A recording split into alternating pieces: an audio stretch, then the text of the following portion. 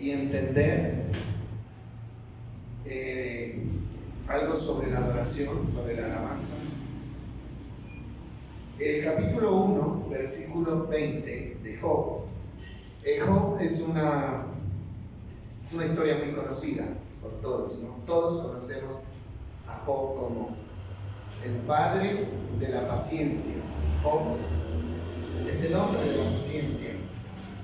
Y este versículo dice así, dice: Job se levantó y rasgó sus vestidos en señal de dolor. Después se rasuró la cabeza y se postró en el suelo para adorar.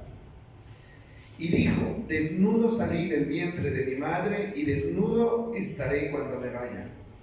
El Señor me dio lo que tenía, el Señor me lo ha quitado. Alabado sea el nombre del Señor. A pesar de todo, Job no pecó porque no culpó a Dios. Bueno, nosotros conocemos la historia de Job, ¿no? Y esto lo dijo Job después de que perdió todo lo que tenía. Ustedes conocen la historia, ¿cierto?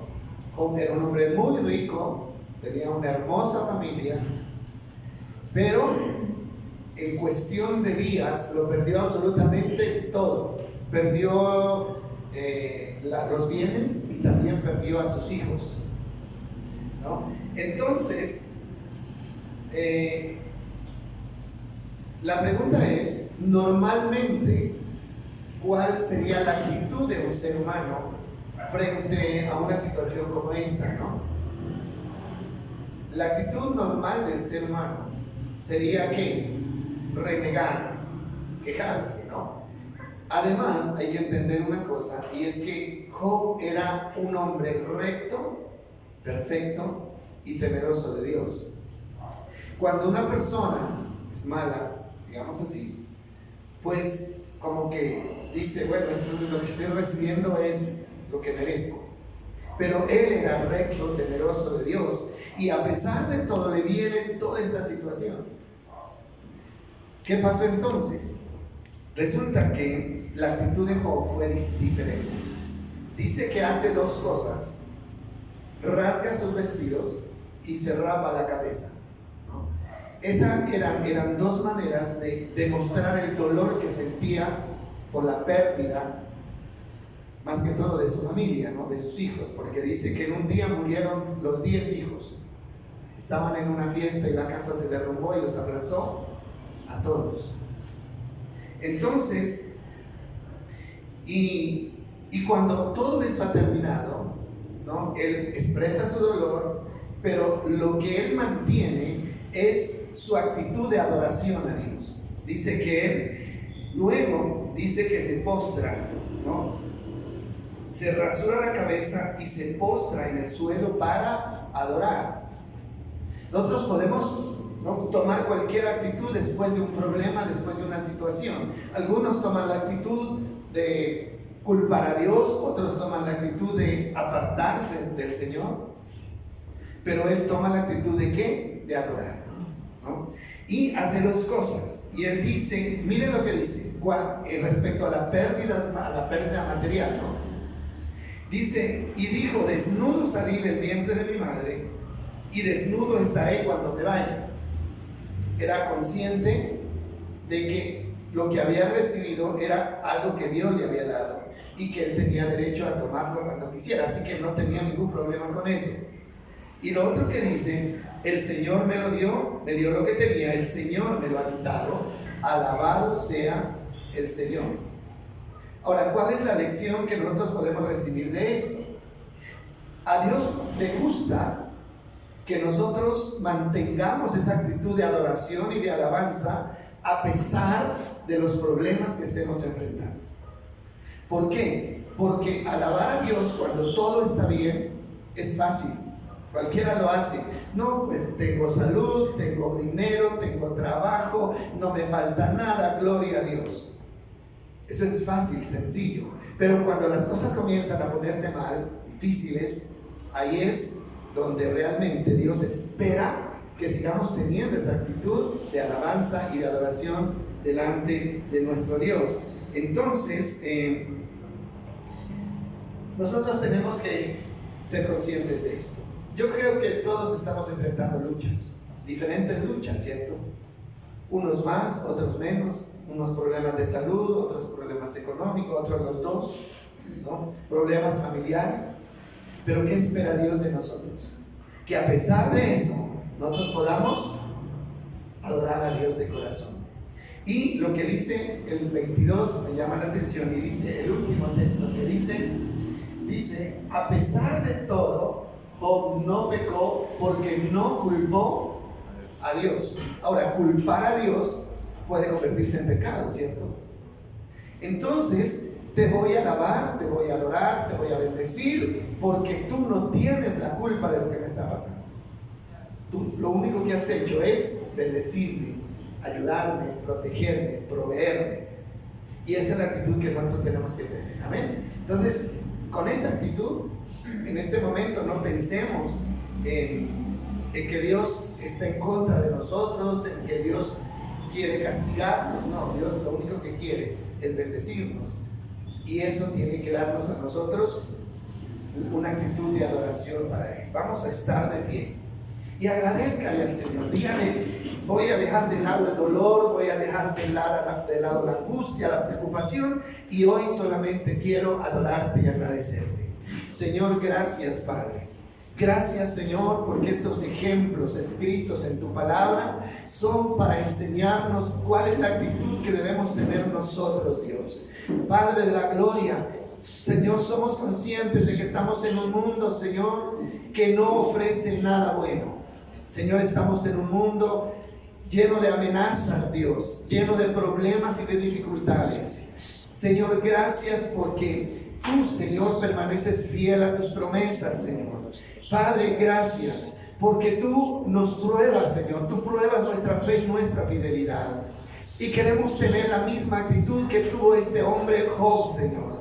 Alguien que te agradó, alguien, Señor, que dejó en alto tu nombre, Señor.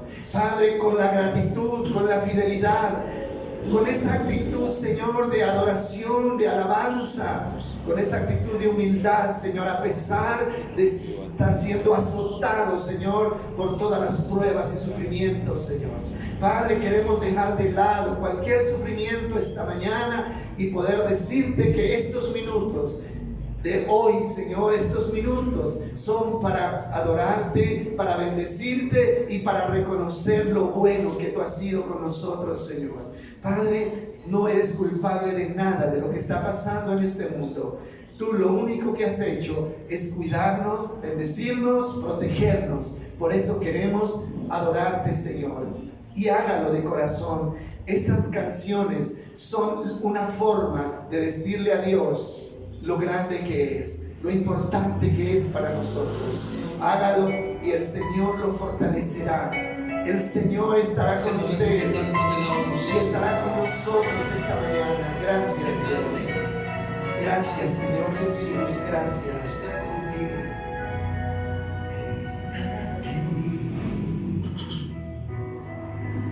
En tu presencia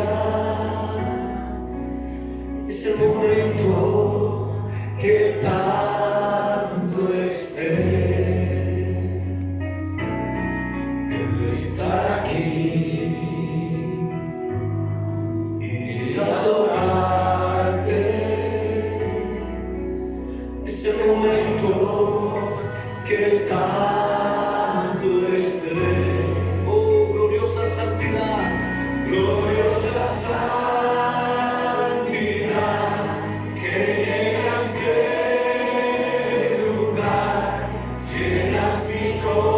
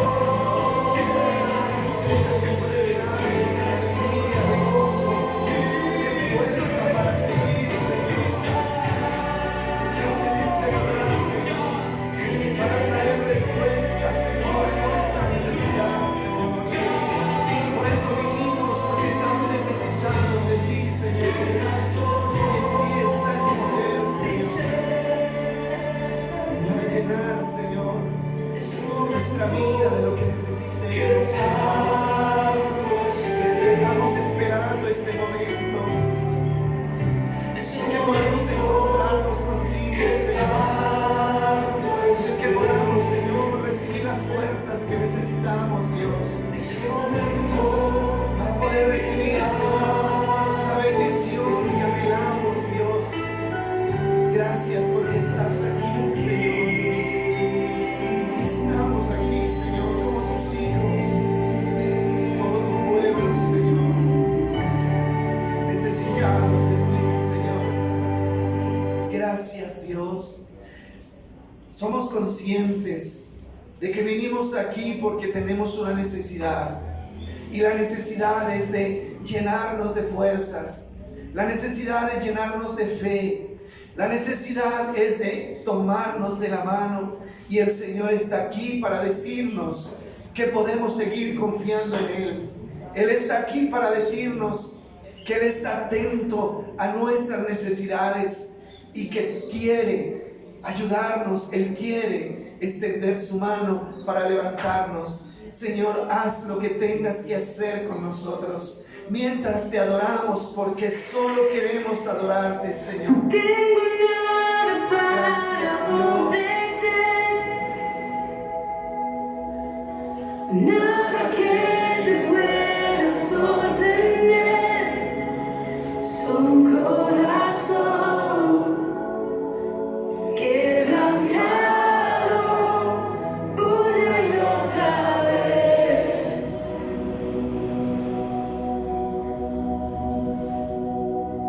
Y no hay nada que me enamore más,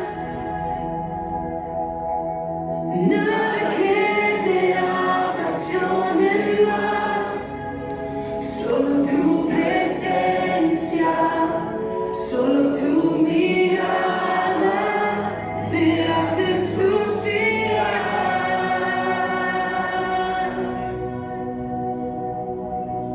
Me inclino ante ti, Rey que perdona multitud de errores. Me inclino ante ti, digna eternamente viva, impresionante, digna. Solo ante ti yo me inclino. Señor Jesús, Estamos tú eres digna adorándote, Señor. eternamente vivo, impresionante, digno. Solo ante ti yo me inclino. Adoramos, Dios. Reconocemos tu grandeza, Señor. Reconocemos tu señorío, eres Rey de reyes y Señor de señores. Y nos inclinamos en adoración delante de nuestro gran Dios. Solo queremos adorarte, Señor. Solo queremos reconocer, Señor, tu grandeza y tu poder. Gracias, nuestro Dios. No tengo nada para ofrecer, nada que te pueda sorprender, solo un corazón quebrantado una y otra vez.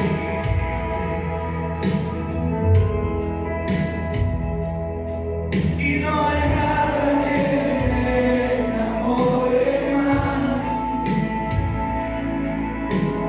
nada que me apasione más, que solo tu presencia.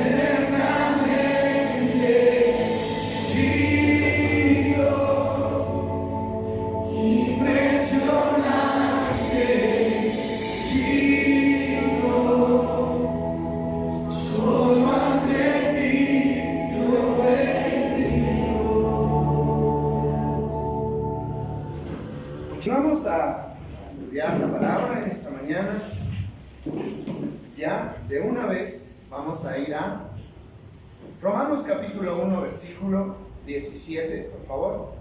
Romanos capítulo 1, versículo 17. Y vamos a seguir hablando acerca de la fe.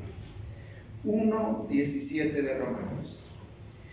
Y este texto dice así: esta buena noticia, habla de la noticia del Evangelio, dice, nos revela cómo Dios nos hace justos ante sus ojos, lo cual se logra del principio al fin por medio de la fe. Como dice la Escritura, es por medio de la fe que el justo tiene vida. Bueno, quiero que reflexionemos sobre esta última frase. El justo vivirá por fe. Es por medio de la fe que el justo tiene vida. Solamente esa parte nomás. ¿Qué significa para usted esto? Bueno, para mí significa, primero la palabra vida, porque lo que nos está ofreciendo ahí, ¿qué es? Vida. Pero la vida viene por medio de la fe. Entonces, ¿qué es tener vida? Jesús dice, yo he venido para que tengan vida y para que la tengan ¿cómo? En abundancia. ¿Y eso qué significa? Significa, tener vida no es solamente poder respirar y poder moverse. Tener vida es más. Tener vida es perseverar. Tener vida es florecer. Tener vida es respirar. Tener vida es estar sano. Tener vida es disfrutar. Todo eso está relacionado con la vida, ¿no es cierto? Y todo esto es el resultado de la fe. Nosotros tenemos que ir preguntándonos, en la medida en que nos confronta la palabra, ¿qué clase de vida tengo? ¿Qué clase de vida llevo? Hay personas que dicen, es que lo mío ya no es vida, dicen. ¿Han escuchado ustedes decir eso? Es que esto ya no es vida, dicen. Pero están vivos, están respirando, pero dicen que no tienen ¿qué? Vida. ¿Por qué? Porque hay dificultades, hay luchas, hay problemas. Lo contrario a la vida es la muerte. Y esto está relacionado con la enfermedad, con la pobreza, con la miseria. Cuando una persona dice, es que ya no hay vida, está diciendo, tengo tanta escasez, tengo tanta necesidad. Y cuando alguien dice, tengo vida abundante, está diciendo, estoy sobre todo, ¿sí? Y mire una cosa, Jesús vino a darnos vida en abundancia. Abundancia. Así que no nos podemos conformar con la escasez. No nos podemos conformar con la escasez. Entonces nosotros estamos estudiando sobre la fe. Recuerden que todo partió de la historia del pueblo de Israel, cómo perdió la oportunidad de entrar a la tierra prometida por la incredulidad. Entonces estamos hablando de la importancia de la fe y hemos visto dos aspectos de la fe. El primero hay una fe que es una fe heredada. ¿Recuerdan ustedes que lo hablamos? Esa fe que uno aprende de niño en la casa. Uno aprende a ver a Dios como se lo enseñaron en la casa. Ya usted, si alguien creció en un hogar evangélico, entonces va a aprender a ver a Dios como se lo enseñaron en ese hogar evangélico. Si creció en un hogar católico, va a aprender a ver a Dios conforme se lo enseñaron en ese hogar católico. ¿Sí? Dios no es que tenga diferentes caras, solamente que según la enseñanza que recibimos empezamos a percibir a Dios. Solo aprendimos. Pero esa fe no sirve para nada. La fe heredada no sirve, porque es una fe, ¿no?, que está movida por una enseñanza. La fe que sirve es la fe que nos lleva a tener un encuentro personal con Cristo, ¿no? Y cuando yo puedo ver a Dios como realmente es, por medio de una relación personal, sin que nadie me lo cuente, sino que yo lo he vivido y lo he sentido. Ahora, vamos a mirar hoy a la segunda clase de fe, es la fe intelectual. ¿Lo recuerdan? Fe intelectual. ¿Cuál es la fe intelectual? Es esa fe que solo está en la cabeza, pero que no está en el corazón. Esa fe que todo el mundo tiene. Todo el mundo dice, yo creo en Dios. Hasta celebran el nacimiento de Cristo, celebran la Navidad, celebran la Semana Santa. Dicen yo creo en Dios, tienen la fe en la cabeza, pero no la tienen en el corazón. ¿Por qué? Porque si la tuvieran en el corazón, entonces obedecerían a Dios. No solamente habría una percepción de que Dios existe en algún lugar porque alguien me dijo que existía, sino porque me encontré con Él y me comprometí con Él. Y la fe que vamos a ver hoy es la fe para salvación. La fe para salvación. Es diferente, ¿no? Bueno, entonces necesitamos la fe para vivir. Yo diría que la fe es como la sangre en el cuerpo. El cuerpo sin sangre no vive. Sáquele la sangre y el cuerpo muere. Quítele la fe a una vida y esa vida queda muerta, totalmente muerta. La fe es la que nos permite vivir, ¿no? Entonces necesitamos fe para salvación del alma, pero también necesitamos fe para preservación del cuerpo, porque nosotros no solo somos alma, también somos cuerpo. El alma va a vivir eternamente, el cuerpo vive una temporada, pero igual, así como el alma necesita salvarse, también el cuerpo necesita vivir bien. Y todo eso se obtiene por la fe, ¿no? Bueno, entonces decíamos que alguien puede recibir sanidad para el cuerpo por la fe, pero el alma se le puede perder. ¿Qué dicen ustedes? ¿Es así o no es así? Si es así. Alguien puede tener fe, recibir un milagro, sanar su cuerpo, pero su alma se puede perder. Eso es real. Hay pasajes bíblicos que lo demuestran. O al contrario, alguien puede tener fe para salvar su alma, pero nunca puede ver un milagro en su cuerpo.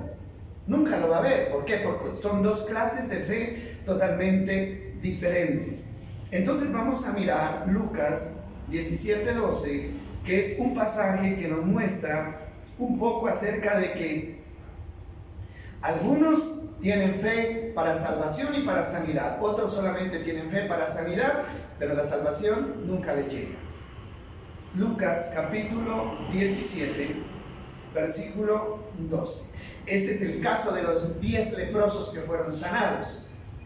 Entonces, mírenlo y analicen esta parte.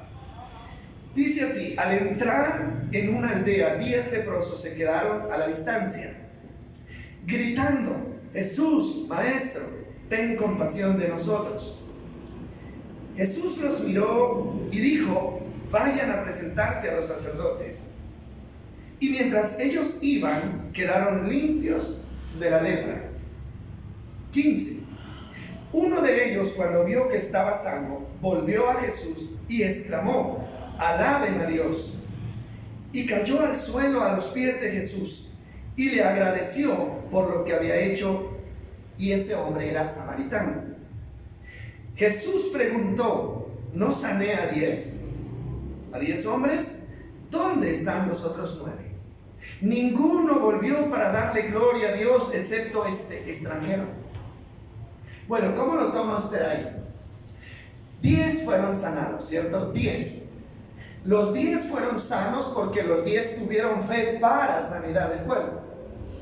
¿Por qué decimos que tuvieron fe? Porque Jesús les da una orden, ¿no? Ellos le claman, eso es fe. Se acercaron a Jesús: Maestro, tenga misericordia. ¿Por qué le clamaron? Porque tenían fe. ¿Pero para qué tenían fe? Para ser sanos de su lepra. Ahora, ¿qué dice Jesús? Les da una orden: vayan y preséntense a los sacerdotes. Tenían que ir al templo a presentarse a los sacerdotes. ¿Y ellos qué hacen? Obedecen, porque tenían ¿qué? Fe para recibir el milagro de sanidad. Listo, van y reciben el milagro. Pero resulta que 9 de los 10, después de recibir el milagro, se fueron. Y solo uno regresó para postrarse a los pies de Jesús y reconocerlo como el Señor de su vida. Uno solamente. Ahora, esto le pareció extraño a Jesús, ¿no? Y le dice: bueno, yo sané fue a 10. ¿Dónde están los otros 9? Nadie tuvo fe para salvación, solamente tenían fe para sanidad. Ahora, ¿por qué decimos que que regresó tenía fe para salvación? Porque él viene y se postra delante de Jesús, y eso significa que lo reconoce como el Señor, y además alabó a Dios. Mire, hay personas, entonces esto nos deja claro que hay personas que pueden tener fe para sanar el cuerpo, pero su alma se puede perder, porque son dos clases de fe diferentes. Pero lo ideal sería que tuviéramos fe tanto para sanar el cuerpo como para sanar el alma. Esa es una fe integral. Ahora, yo quisiera que miráramos un poquito acerca de el porqué de las enfermedades. Mire, una de las causas por las que más pedimos a Dios es por salud, ¿cierto? Bueno, en cualquier grupo donde estemos, si uno dice, levanten la mano los que tengan alguna necesidad, entonces la gente va a levantar la mano y la mayoría de las peticiones van a ser por salud, porque todos estamos enfermos, todos, ¿sí? No hay nadie que diga, estoy sano 100%. Entonces hay un problema, y el problema que azota al mundo hoy es la enfermedad. Unas graves, otras menos graves. Entonces, ¿cuál es la razón de la enfermedad? Vamos a mirar bíblicamente que hay 4 razones distintas para la enfermedad. Eso nos puede ayudar a nosotros a entender qué está pasando con nuestra vida, ¿no? Bueno, primero, Éxodo 15:26. Ahí hay una razón para la enfermedad. Éxodo 15:26, ¿no? Y este texto dice: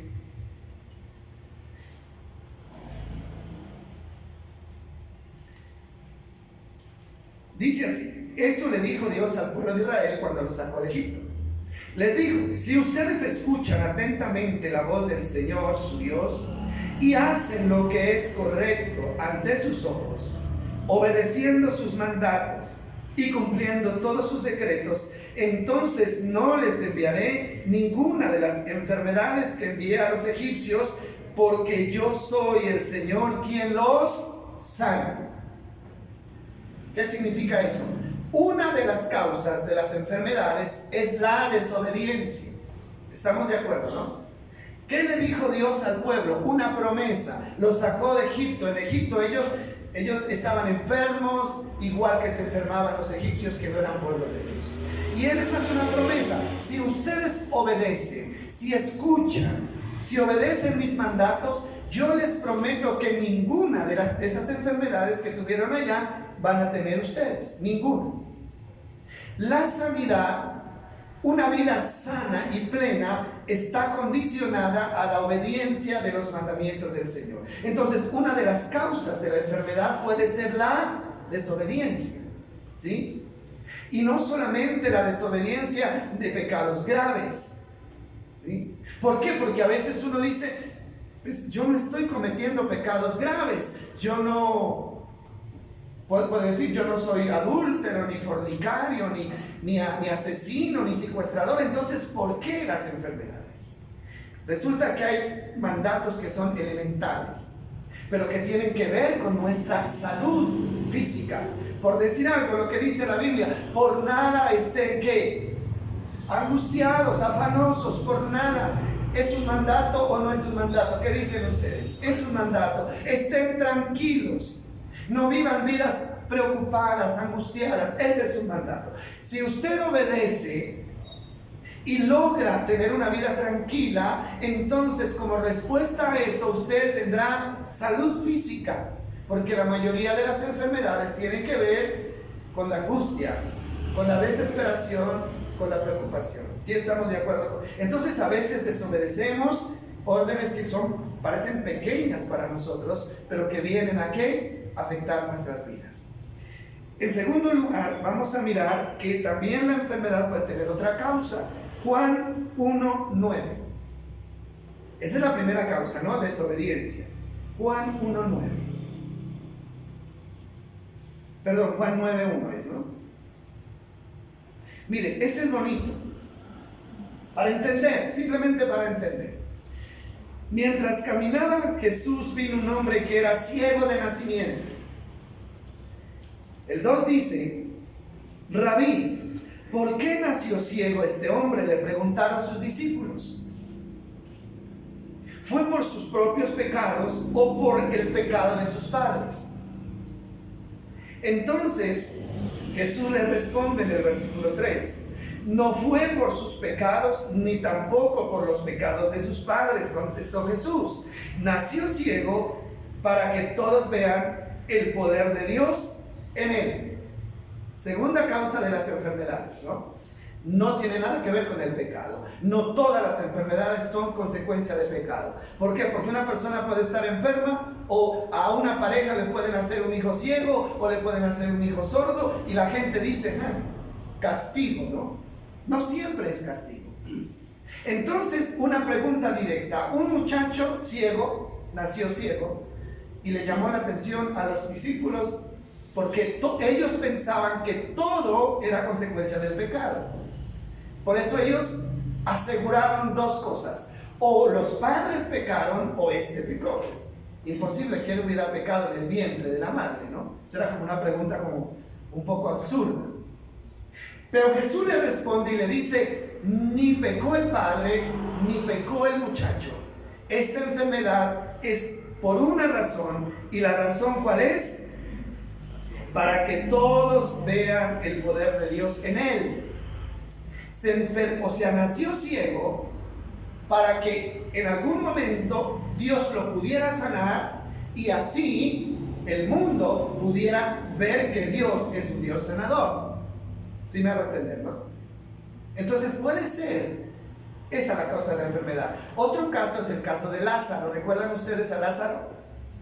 Lázaro era un hombre correcto, un amigo de Jesús, seguidor de Jesús, y en un momento se enferma y en 3 días se muere.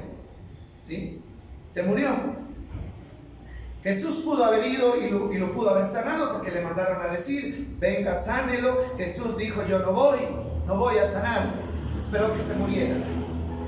Cuando Lázaro estaba muerto, entonces él ya estaba sepultado y ya estaba descompuesto. ¿Recuerdan usted la historia, no? Y cuando Jesús llega, las hermanas de Lázaro, desconsoladas, le reprochan a Jesús de alguna manera y le dicen: si hubieras estado aquí, Lázaro no habría muerto. Y él le dice: es que la muerte de él es para que la gloria de Dios se manifieste. Y si ustedes creen, ¿no?, verán la gloria de Dios. ¿Qué pasó con Lázaro? Pues a los 4 días, dice la Biblia, Jesús fue y lo resucitó. Pero cuando le estaba resucitando, él alza los ojos al cielo y dice: Padre, te agradezco por haberme oído, para que todos estos que están aquí vean que tú me enviaste. Hay enfermedades que son por la única razón para que Dios se pueda manifestar. Miren, si no hubieran enfermos, entonces nunca se sabría que Dios puede sanar una enfermedad. Nunca se sabría, ¿no? Así que vamos a considerar esto. Es la segunda razón. La tercera razón la encontramos en 2 de Corintios 12, 7 al 10. 2 de Corintios 12, 7 al 10.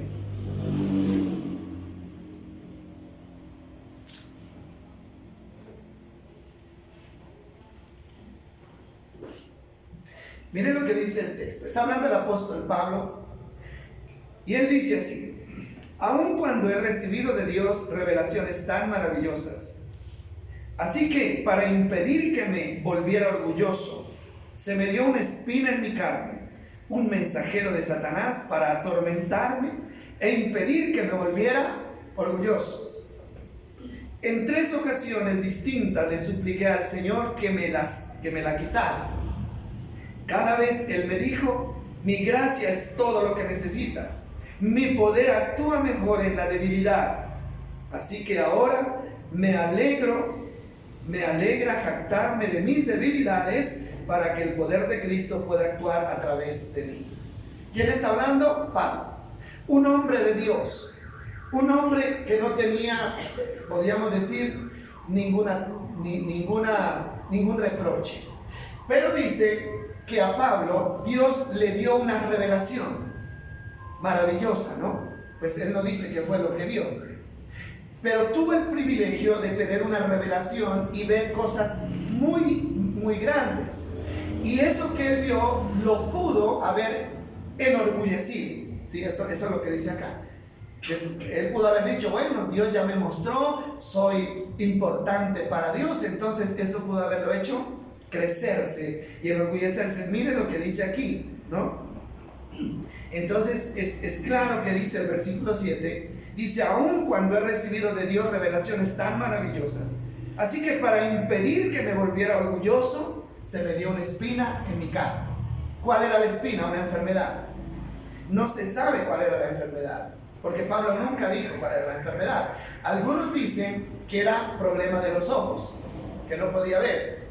Otros hablan de otras cosas, pero era una enfermedad que él consideraba como una espina, siempre lo estaba apoyando. 3 veces le pidió a Dios que le quitara esa enfermedad, pero Dios nunca le quitó la enfermedad. ¿Por qué? Porque la enfermedad tenía un propósito. ¿Cuál era el propósito? Mantener a Pablo con los pies sobre la tierra, que no se fuera a exaltar, que no fuera a creerse más de lo que realmente era. ¿Por qué? Porque si Pablo se enorgullecía, se perdía. Recuerden que por eso se perdió Luzbel, ¿no? Por el orgullo. Entonces, a veces hay enfermedades que las necesitamos. ¿Para qué? Para que nosotros dependamos de Dios y no nos creamos autosuficientes.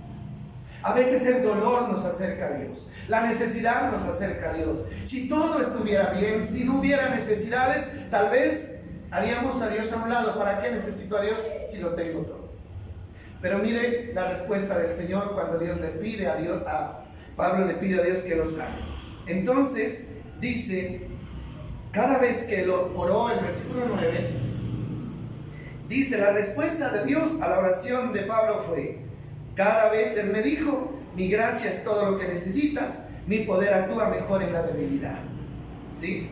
Así que ahora me alegra jactarme de mis debilidades para que el poder de Cristo pueda actuar a través de mí. ¿Qué le está diciendo?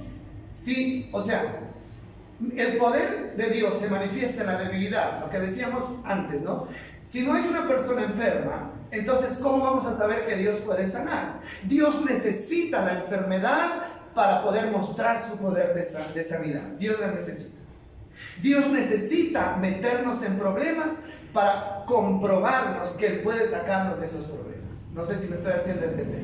Entonces Pablo lo entendió.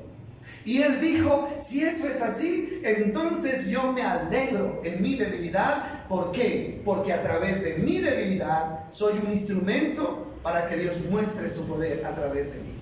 ¿Sí? Esa es la tercera. La cuarta causa, ¿no?, de las enfermedades puede ser las pruebas. Job, capítulo 2, versículo 7. Pueden ser las pruebas. Job 2, 7. Volvemos a Job.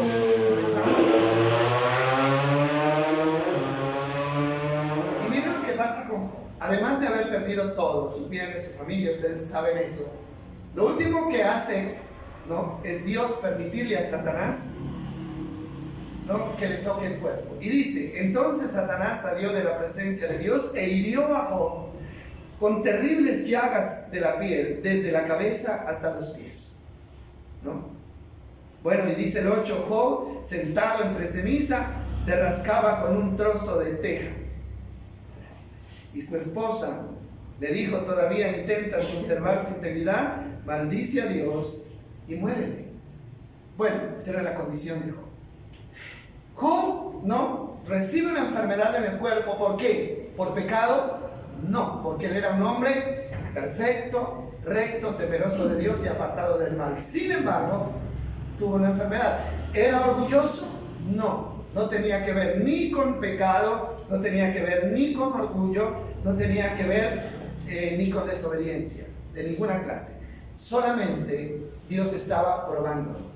Las enfermedades pueden ser una prueba también, ¿sí? Pueden ser una prueba. Ahora, ¿qué es lo que más nos incomoda a nosotros los seres humanos? ¿Qué es? Las enfermedades, ¿sí o no? Mire, la pobreza, la gente dice, ¿no? Dice, si uno está alentado, aunque esté pobre. ¿Han oído decir eso? Lo importante es estar sano, dice, ¿no? Cuando pierden cosas, la gente dice, ¿no?, dale gracias a Dios porque está sano. Porque para el mundo y para los seres humanos lo más importante, aún por encima de lo material, es la salud. Entonces la salud es muy importante. Por eso a veces Dios nos prueba con la salud, ¿sí? Y a Job lo probó. Ahora dicen que era un cáncer, ¿no? Un cáncer que le había carcomido la piel, todo el cuerpo estaba invadido de cáncer. Y dice que estaba ya sentado en la ceniza, ¿no? Y que se rascaba con un pedazo de teja. ¿Se lo imagina usted cómo estaría? Tanto que la esposa ya se aburrió de él. Se aburrió, tal vez olía mal, ¿no? Y le dijo: ¿por qué no maldices a Dios y te mueres? La misma mujer. Ahora, ¿qué hace Job? Mantiene su integridad. ¿Por qué? Porque lo que nosotros ya leímos cuando comenzamos el culto dice que Job, en medio de todo eso, nunca culpó a Dios de nada. Y que siempre tuvo la disposición de alabar y adorar a Dios en medio de todo. Era una prueba. Esa prueba, ¿qué pasó con Job? Cuando él pasa la prueba, Dios le devuelve la salud, ¿no? Y le devuelve todo lo que había perdido, porque las pruebas son así. Ahora, las pruebas no son para toda la vida, ¿no? No son para toda la vida, son momentáneas. Dios quiere probar nuestra fe. Ahora, miren lo importante, en todos los casos que analizamos, sea la causa de enfermedad, puede ser la desobediencia, puede ser para evitar que nos enorgullezcamos, puede ser para mantenernos en la humildad o para probar la fidelidad. En todos los casos necesitamos ¿qué? Fe. El ingrediente número uno, sin importar el caso por el cual estemos enfermos, necesitamos ¿qué? Fe. Fe para obedecer. ¿Necesitamos fe para obedecer? Claro. Yo tengo que tener fe. Es que si yo obedezco, Dios me bendice. Pero si desobedezco, Dios me puede castigar. Y para obedecer necesito fe, ¿no? Para todo esto necesitamos fe. Entonces, estas pueden ser las causas de la enfermedad. Ahora, ¿cuál sería la reflexión para nosotros si estamos enfermos? Bueno, el que esté enfermo. La reflexión sería: ¿cuál de estas 4 causas puede ser la causa de mi enfermedad a título personal? Pero no importa la conclusión a la que llegue, para salir de eso, usted necesita fe. Usted necesita confiar en el Señor. Entonces, ahí más o menos entendemos las causas de las enfermedades, ¿no? Ahora vamos a mirar la fe para salvación. La fe para salvación, dijimos que es diferente a la fe para recibir un milagro. Hay gente que va a las iglesias, pero va a buscar un milagro de sanidad, pero no van a buscar la salvación. ¿Qué pasa con la gente que va a la iglesia buscando sanidad del cuerpo? La tienen, la reciben, pero luego, ¿qué pasa? Se van, porque no les interesa la salvación del alma. Ahora, Dios los bendice, reciben una bendición, pero esa bendición es temporal.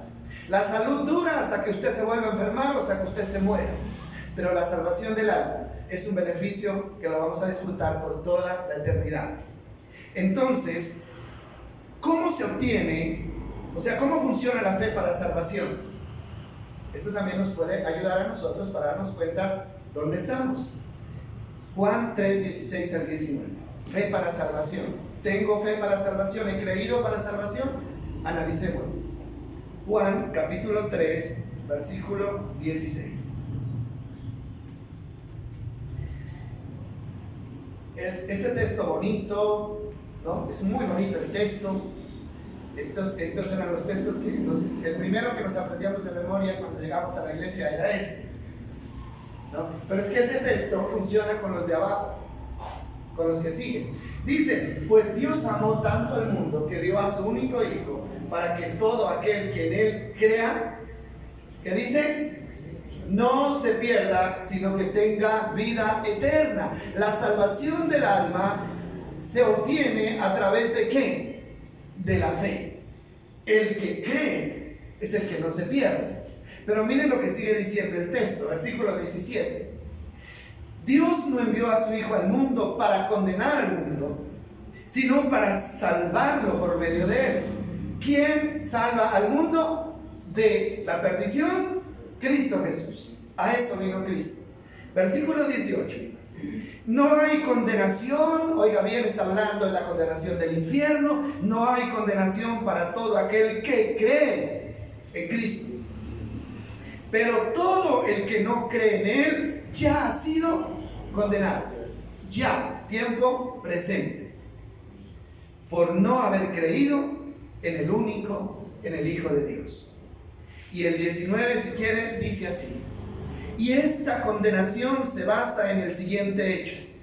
La luz de Dios llegó al mundo, pero la gente amó más la oscuridad que la luz, porque sus acciones eran malvadas. Entonces, ¿cómo definimos esto? ¿Cómo obtengo la salvación? La salvación es por creer en Cristo, ¿no? En la obra de Cristo, creer en la obra de Cristo para salvarnos. Hay gente que cree en Cristo para recibir la sanidad del cuerpo y la tiene. Pero hay gente que cree en Cristo para recibir la salvación y la recibe. Pero son dos cosas diferentes. Primero, para poder recibir este beneficio, primero hay que ser conscientes de que necesitamos un Salvador. ¿Sí? Necesitamos un Salvador. ¿Por qué la gente, muy poca gente, viene a Cristo para recibir salvación? ¿Sabe por qué? Porque la mayoría creen que así como están bien. ¿No le parece? Cuando usted ha compartido del Evangelio, ¿no se ha encontrado con personas que dicen: es que yo no soy tan malo, yo no necesito ir a ninguna parte, es que yo no soy tan malo, yo no robo, yo no mato, yo no hago esto, no. Hay gente que tiene ese concepto, ¿no? Entonces se creen buenos, se creen perfectos y por eso no sienten la necesidad de salvación. Una persona para ir al médico necesita estar ¿qué? Ser consciente de que está enfermo. Nadie va al médico a decir: yo vengo aquí porque me siento sano, porque me siento bien de todo. Nadie. Entonces una persona para ir a buscar la salvación en Cristo necesita saber que está mal. ¿Qué dice la Biblia? Que todos cometimos ¿qué? Pecados, grandes o pequeños, pero todos hemos pecado. Y necesitamos reconocer eso. Entonces, luego de reconocer que necesito un Salvador, porque soy un pecador, debo creer. Creer que la obra de Cristo es la solución a mi problema y aceptarlo. Así de sencillo. Son 3 pasos, ¿no? Primero, reconocer mi necesidad. Segundo, creer que Cristo es la solución a esa necesidad. Y tercero es que recibir ese beneficio que Cristo nos ha dado. De nuevo ponemos el ejemplo de los enfermos. Para yo ir al médico tengo que ser consciente de que necesito la medicina. El médico no me da la medicina, pero yo necesito que tomarme esa medicina. Porque no importa que el médico me dé la medicina, si yo no me la tomo, no pasa nada. Entonces la medicina para mi mal del pecado es el sacrificio de Cristo. Yo tengo que apropiarme de esa realidad. Tengo que apropiarme. Tengo que dar por hecho de que tengo un problema que se llama pecado y que eso puede echar a perder mi alma, que es la salvación. Y ese problema se soluciona con creer y aceptar a Cristo. Entonces, ¿qué significa aceptar a Cristo? ¿Cuál es la obra completa? Eso lo dice Romanos 10. Mire lo que dice Romanos 10. Romanos 10, 9. Mire lo que dice, ya lo habíamos leído. Léalo con atención, por favor. Dice: si confesares con tu boca que Jesús es el Señor y creyeres en tu corazón que Dios le levantó de los muertos, serás, ¿qué dice? Salvo. ¿Qué hay que hacer para ser salvo? Mire, que no nos engañen diciéndonos que si usted no va a tal iglesia, usted no es salvo. Que si usted no se viste de esta manera, que usted no es salvo. Que la salvación es por hacer buenas obras. Esas son mentiras, son caminos falsos. Claro, si confiesas con tu boca que Jesús es el Señor y crees en tu corazón que Dios le levantó de los muertos, punto final, serás ¿qué? Salvo. Y el versículo siguiente que dice, es la confirmación de pues es por creer en tu corazón que eres declarado justo a los ojos de Dios, y es por confesarlo con tu boca que eres de nuevo ¿qué? Salvo. Ahora, pero el versículo anterior, volvamos al 9, finaliza con una cosa muy importante, y es la siguiente: confesar con la boca que Jesús es el Señor y creer en el corazón. ¿Qué es lo que hay que creer en el corazón? Que Dios, ¿qué? ¿Le levantó de dónde? De los muertos. ¿Qué es lo que le da salvación a usted? No es creer que Jesús nació de la Virgen María, que nació en Belén. No es creer que Él murió en la cruz del Calvario. Hay que creer que Jesús, ¿qué? Resucitó. Usted puede creer en la historia y aceptar la historia como real, pero si usted no cree en el hecho de que Él resucitó, usted no tiene salvación. ¿Sabe qué dice Pablo? Dice que si nosotros negamos la resurrección de Cristo, nuestra fe es que vana, ¿sí? Ustedes no creen que Cristo resucitó, la fe de ustedes es vana. ¿Sabe por qué? Porque Cristo muere como morían todos los seres humanos. En la muerte de Cristo no hay nada extraordinario, no hay nada diferente. Murió como un criminal y agonizó, dio el último suspiro y después cogieron y lo fueron a sepultar como muere todo ser humano. Pero lo que hace a Jesucristo extraordinario, lo que no pudo hacer ningún ser humano, fue resucitar a los 3 días. La victoria sobre el pecado, sobre Satanás, sobre el reino de las tinieblas, no la da Jesús con la muerte, sino con la resurrección. ¿Saben que cuando Jesús murió, el diablo hizo fiesta? Porque dijo: nos quitamos de encima a este problema, ya eliminamos este problema, dijo el diablo, ¿no? Pero cuando Cristo resucita, es cuando Él recibe el golpe en la cabeza del que habla la Biblia. O sea, yo diría que... Sí, o sea, porque la resurrección significa que Él vive, ¿no? Él vive. Ahora, sencillamente, ese es el paso que tenemos que dar. Ahora, ¿por qué se complica tanto el creer en que somos salvos? ¿Por qué se complica tanto? ¿Por qué? Porque anoche decíamos, y siempre, ¿no? Es curioso cuando uno hace una pregunta y le dice a las personas: si usted se muriera ahorita, ¿usted cree que va a ir al cielo? ¿Qué dice la gente? Eso como que nos lleva a una reflexión inmediata, ¿no? Y esa reflexión significa que no estoy seguro. ¿Por qué? Porque puedo estar, ¿qué? Mal. No estoy seguro. ¿Y por qué no estamos seguros? ¿Sabe por qué? Porque inmediatamente viene a nuestra memoria que no somos perfectos. Y claro, me acuerdo del pecadito que cometí, de la forma que estoy viviendo, me acuerdo de lo que hice. Entonces dicen: no, yo tal vez me quedo. Yo tal vez, si me muero ahorita, me voy para otro lado. Y la gente ni siquiera quiere pensar en eso. Pero es un error. Es un error. ¿Sabe por qué? Porque en lo que usted tiene que pensar, si le preguntan si es algo en lo que usted tiene que pensar, no es en si es perfecto, sino en si ha creído en la resurrección, en la muerte y la resurrección de Cristo. Si usted ha creído, usted es una persona salva. ¿Es así o no es así? Ahora, ¿qué pasa con el pecado? El pecado es un estorbo para poder ir al cielo. Pero el hecho de que yo crea en la obra de Cristo significa que hay remedio. ¿Para qué? Para solucionar mi problema. Ahora, otra cosa es cuando la gente no quiere confesar su pecado. Ahí sí es otra cosa. Pero ya no es problema de Dios, es problema de ¿quién?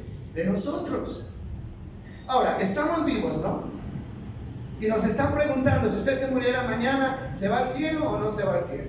Si usted considera que está haciendo algo malo, entonces tiene tiempo para ir y arrepentirse y pedirle perdón al Señor y estar seguros de que nos vamos para el cielo. Que nadie nos haga dudar de eso, porque el enemigo es experto en hacernos dudar. ¿Y será que estoy en el lugar correcto? ¿Será que me salgo de aquí y me voy para otra parte para asegurar mi salvación? Hay gente que vive en ese temor, vive en ese miedo. Pero la palabra es clara: todo el que cree tiene vida eterna, mas el que no cree ya ha sido condenado. Entonces, esa es la fe que actúa para salvación. Ahora, yo creo que nosotros hemos creído, amén. Hemos creído. Por eso estamos aquí. Ahora, por eso es que es bueno constantemente estar haciéndonos un examen, ¿no? Cuando usted se vaya a dormir, siempre pídale perdón a Dios por sus pecados, siempre, ¿sí? Porque cuando uno se duerme es como que si se muriera, ¿no? Ya se desconecta de todo y se vuelve inconsciente de todo. Así que, si usted se arrepiente, se confiesa a Dios y la muerte lo sorprende ahí dormido, usted se va con el Señor.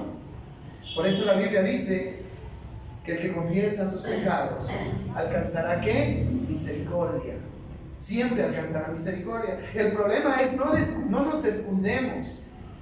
Ah, no, Cristo vino y murió por mí y yo creo en Él. Creer en Él es aprovechar la sangre que está vigente para limpiar nuestros pecados y estar siempre preparados para irnos con Él. Entonces, creer en su resurrección, y con esto se está solucionando el problema del alma. Está solucionado. Pero como también somos cuerpo físico que se puede afectar con la enfermedad, necesitamos fe para conservar el cuerpo sano. Ya usted tiene salvación, no hay problema, pero su cuerpo puede deteriorarse por la enfermedad, por falta de ¿qué? De fe, ¿no?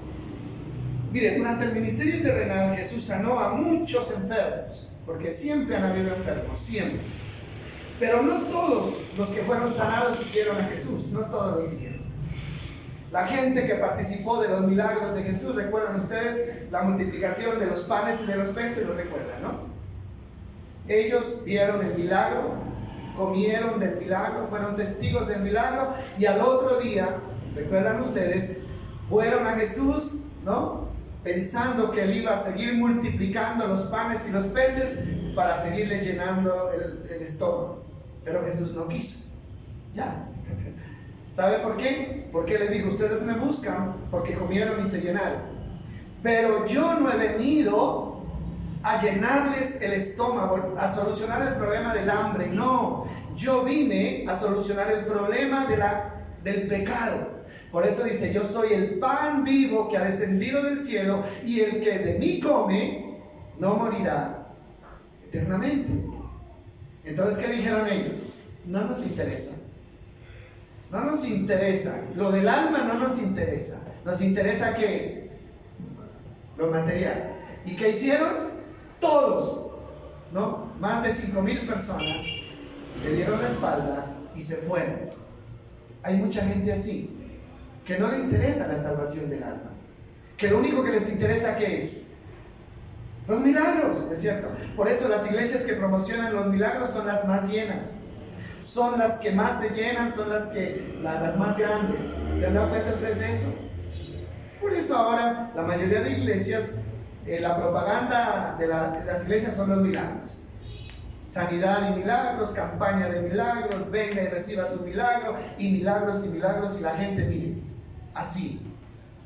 Pero qué pena que puedan recibir un beneficio para el cuerpo, pero que su alma quede en riesgo ¿de qué? De perderse. ¿Cuál es el mensaje que debe prevalecer por encima de cualquier cosa? El mensaje de la salvación ¿de qué? Del alma. Porque si usted es sano, puede usted que sea sano de un cáncer, de una enfermedad incurable, pueda que tenga 5, 10, 20 años más de vida, pero al fin de eso se va a morir. ¿Sí? Se va a morir. Y si se muere sin Cristo, se va a ir, se va a perder. Pero si usted se interesa por la salvación de su alma, ¿no? Así se muera mañana, pero su alma va a vivir eternamente con el Señor. Entonces las personas como que no han podido colocar en una balanza y darle prioridad a lo que es más importante. Así que el apóstol Pablo, él no se quejó por la enfermedad.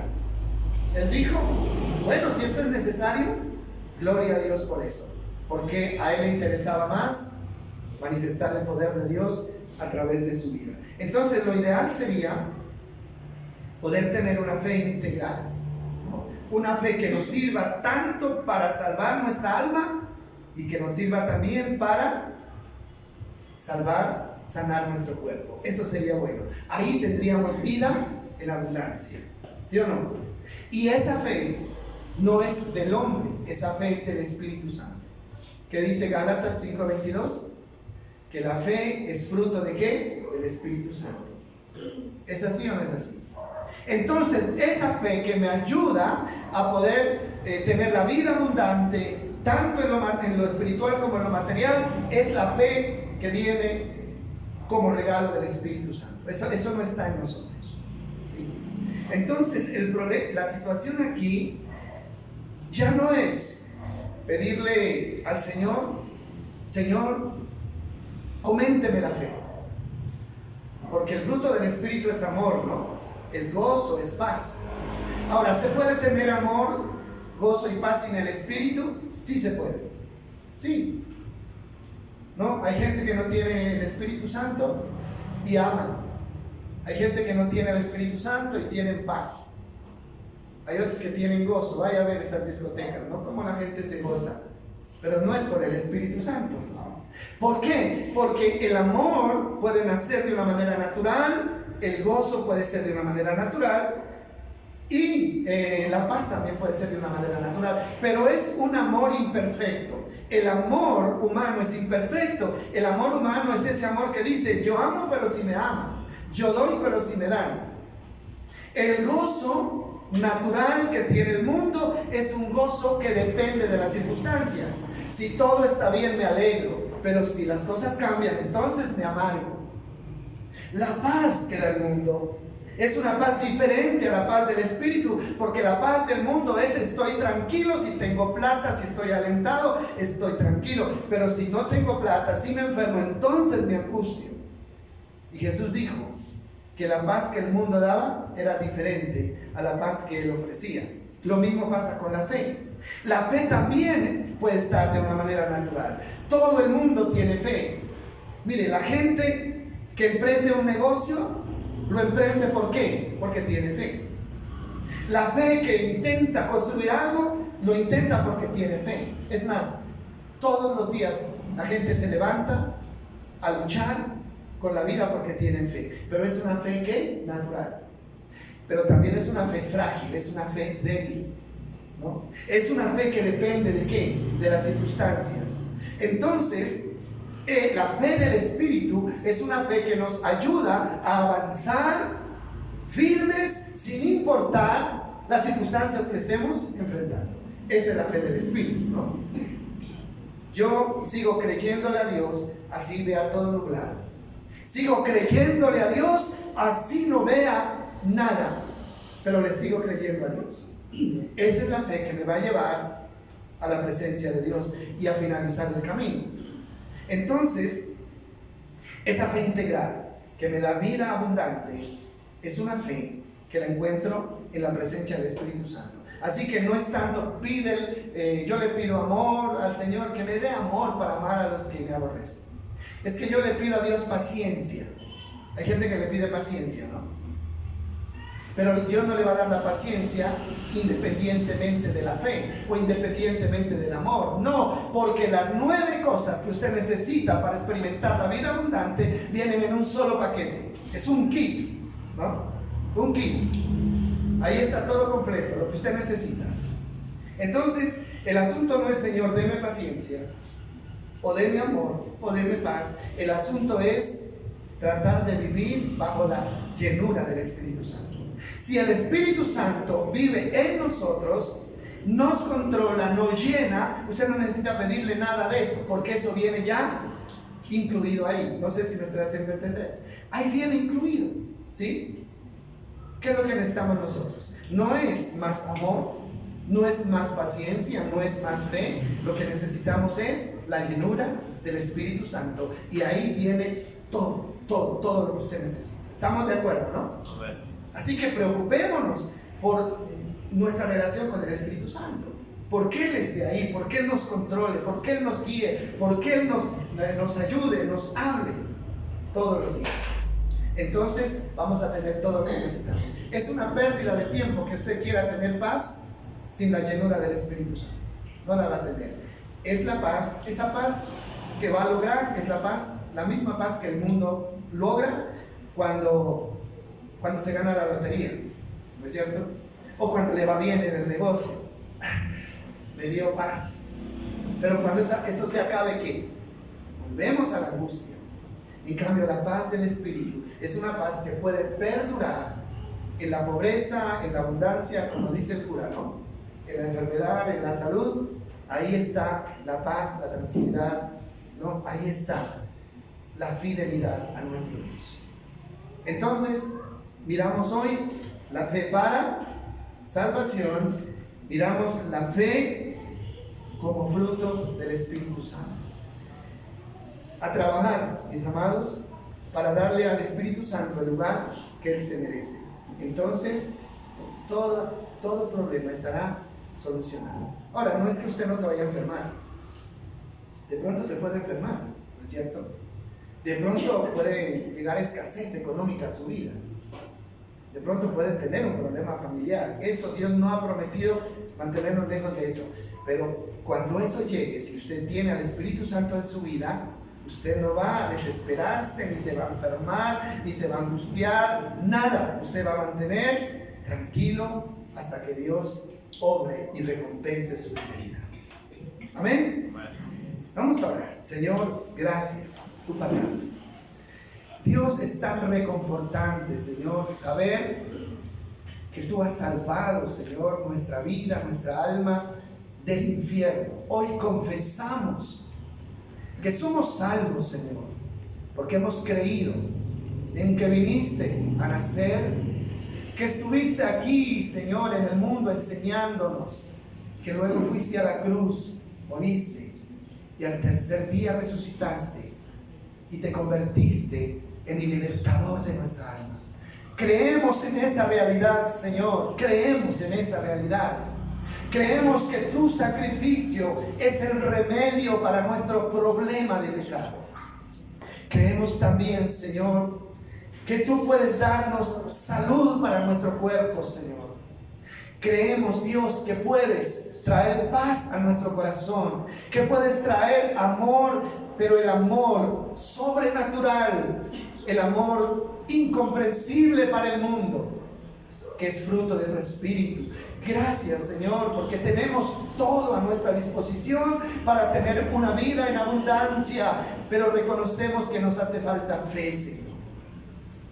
Dios, y hoy también entendemos que la fe es el resultado de la presencia de tu Espíritu en nuestra vida. Por lo tanto, abrimos nuestra mente, nuestro corazón, nuestra vida entera al control tuyo, Espíritu de Dios.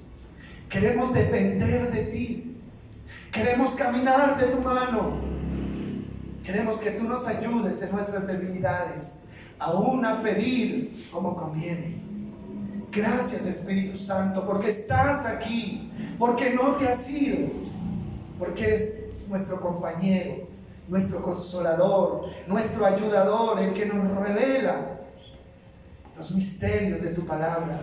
Gracias por estar aquí, Espíritu Santo, gracias. Queremos ser conscientes de tu presencia donde quiera que estemos y hacer de ti, Señor, ese amigo inseparable. Gracias porque quieres hacerlo y nosotros también queremos que tú estés con nosotros.